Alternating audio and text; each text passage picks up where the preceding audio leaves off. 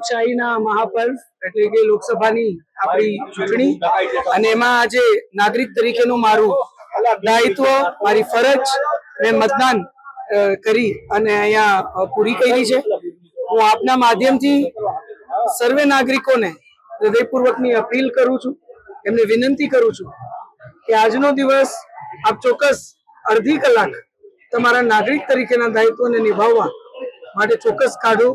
મતદાન અવશ્ય કરો. આપ સૌ મોટી સંખ્યામાં બહાર આવો, આપણા તમામ પરિવારો મતદાન કરે. એ પ્રકારે આપણે સૌ આપણું દાયિત્વ નિભાવીએ અને મજબૂત રાષ્ટ્ર નિર્માણ આપણા સૌનું યોગદાન આપીએ. વિકસિત ભારતમાં પણ આપણા સૌનું યોગદાન આપીએ.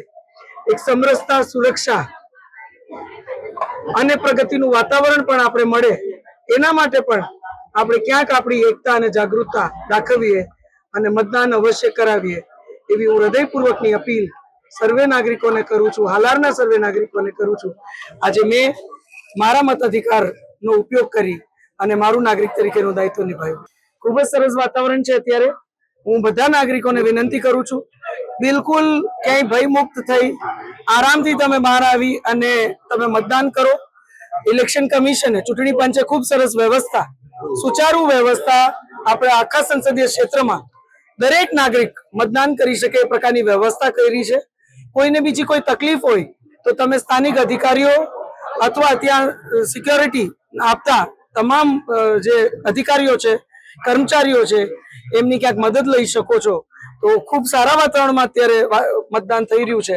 ત્યારે હું વિનંતી કરું છું આપ સૌને, અને તમામ જે પોલિંગ બૂથ છે એમાં પણ જે પોલિંગ એજન્ટ્સ બધી પાર્ટીના રહેલા છે એમને પણ વિનંતી કરું છું કે બધા નાગરિકો આગળ આવી ભયમુક્ત વાતાવરણમાં મતદાન કરી શકે, આરામથી મતદાન કરી શકે, ફ્રીલી પોતાનો મતાધિકારનો ઉપયોગ કરી શકે, નાગરિક તરીકેનું પોતાનું દાયિત્વ નિભાવી શકે એ પ્રકારનું વાતાવરણ સમગ્ર જામનગર સંસદીય ક્ષેત્રમાં આપ સૌ જાળવો એવી હૃદયપૂર્વકની આપ સૌને અપીલ કરું છું.